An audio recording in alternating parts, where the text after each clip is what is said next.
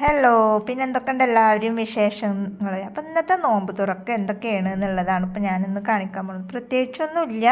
അപ്പം നമ്മൾ കഴിഞ്ഞ ദിവസം കുറച്ച് പച്ചക്കറി വാങ്ങിച്ചിട്ടുണ്ടായിരുന്നു. അപ്പോൾ അവർ കുറച്ച് കോളിഫ്ലവർ ഒരെണ്ണമാണ് ഞങ്ങൾ എടുത്തത്. അപ്പോൾ അവർ റേറ്റ് കുറച്ചിട്ട് ഒരുപാട് അവരുടെ കയ്യിൽ വിറ്റ് പോവാതെ ഉണ്ടായിരുന്നു. അപ്പോൾ ഒരുപാട് കോളിഫ്ലവർ നമുക്ക് തന്നിട്ടുണ്ടായിരുന്നു.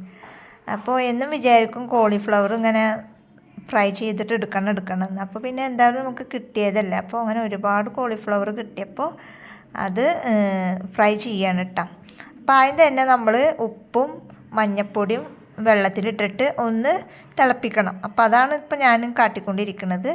അത് കഴിഞ്ഞതിന് ശേഷം ഇനി നമ്മൾ കടലമാവിൻ്റെ പൊടി, അതായത് ഒരു 4-5 ടീസ്പൂണ് കടലമാവിൻ്റെ പൊടി, അതുപോലെ തന്നെ അരിപ്പൊടി ഉണ്ടെന്നുണ്ടെങ്കിൽ അത് 2 ടീസ്പൂണ്, അതുപോലെ തന്നെ കോൺഫ്ലവർ ഉണ്ടെന്നുണ്ടെങ്കിൽ അത് 2-3 ടീസ്പൂൺ അതും, പിന്നെ മുളക്, മഞ്ഞൾ, ഗരം മസാലയുടെ പൊടി, ഉള്ളി, വെളുത്തുള്ളി ചതച്ചത്, ഇതെല്ലാം കൂടെ പിന്നെ വെള്ളം ഒഴിച്ചിട്ട് നന്നായിട്ട് മിക്സ് ചെയ്തെടുക്കുക.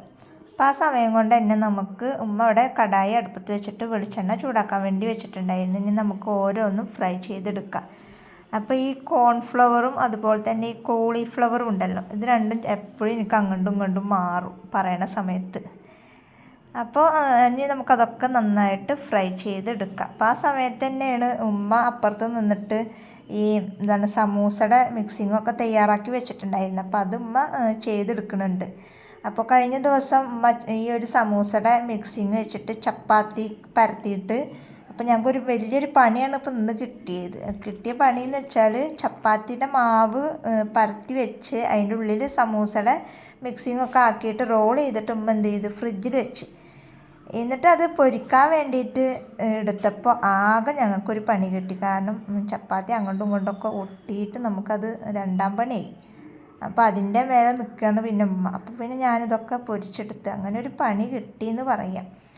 പിന്നെ അപ്പോൾ അതിനും കോളിഫ്ലവറൊക്കെ പൊരിച്ചെടുത്ത് അതിലേക്ക് ഉള്ളിയും അതുപോലെ തന്നെ വറ്റൽമുളകും വേപ്പിൻ്റെ ഇലയൊക്കെ ഒന്ന് ഫ്രൈ ചെയ്തിട്ട് അതിൻ്റെ മേൽക്കിട്ട് നല്ല അടിപൊളി ടേസ്റ്റാണ് കേട്ടോ. ഞാൻ കഴിച്ചു നോക്കിയപ്പോൾ നല്ല ഇഷ്ടമായി. കാരണം നമ്മളിതിങ്ങനെ ഹോട്ടലിൽ നിന്ന് ഇങ്ങനെ കോളിഫ്ലവർ കണ്ടിട്ട് എന്നല്ലാണ്ട് വാങ്ങി കഴിച്ചിട്ടുണ്ടായിരുന്നില്ല.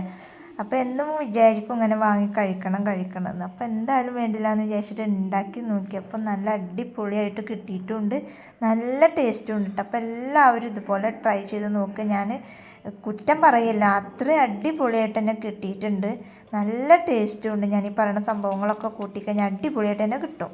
അപ്പോൾ ഇന്നത്തെ വീഡിയോ ഇത്രയുള്ളൂ. Okay, by.